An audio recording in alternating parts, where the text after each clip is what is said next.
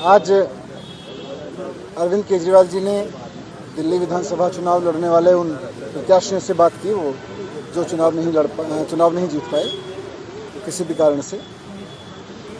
उन्होंने उनका हौसला बढ़ाया और सब लोगों ने बहुत अच्छे से चुनाव लड़ा।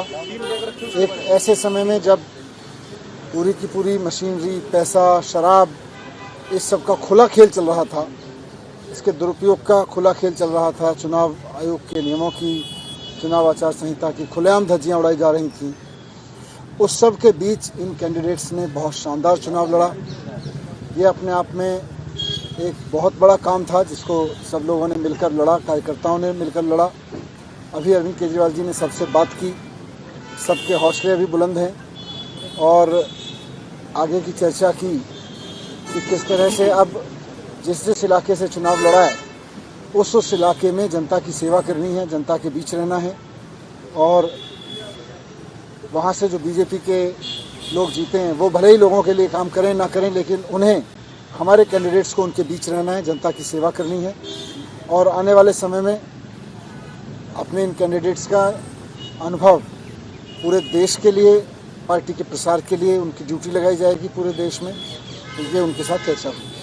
सर, समीक्षा भी हुई क्या, जैसे इन सीटों पे क्या बड़े फैक्टर्स रहे जिसकी वजह से रिजल्ट्स इस तरह से अनएक्सपेक्टेड रहा आप लोगों के लिए? देखिए, समीक्षा तो होती रहेगी, साथ साथ चलती रहेगी, बहुत सारे फैक्टर्स रहेंगे, लेकिन जैसा मैंने कहा कि ऐसे समय में जब खुल के पैसे बांटे जा रहे थे, जूते साड़ियाँ बांटे जा रही थीं, शराब बांटी जा रही थी, खुल के मशीनरी का दुरुपयोग हो रहा था, वैसे में चुनाव लड़ना कोई आसान काम नहीं था। यह इस सारे तंत्र ने इस चुनाव को जिस तरह का बना दिया था, उस सब के बीच में सब लोगों ने बहुत अच्छा चुनाव लड़ा और जो भी कारण रहे लेकिन सक्सेसफुल नहीं हुए। लेकिन अब सभी लोगों को अरविंद केजरीवाल जी ने कहा है, जो लोग हारे हैं वो भी अपने अपने क्षेत्रों में जनता के बीच रहेंगे, जनता के मुद्दे उठाएंगे, जनता की सेवा करेंगे और जैसे भी मन पड़ेगा उनको भी इतने सारे लोगों ने सपोर्ट किया है, हजारों लाखों लोगों ने सपोर्ट किया है, जैसे भी बन पड़ेगा जनता की सेवा करेंगे और देश भर में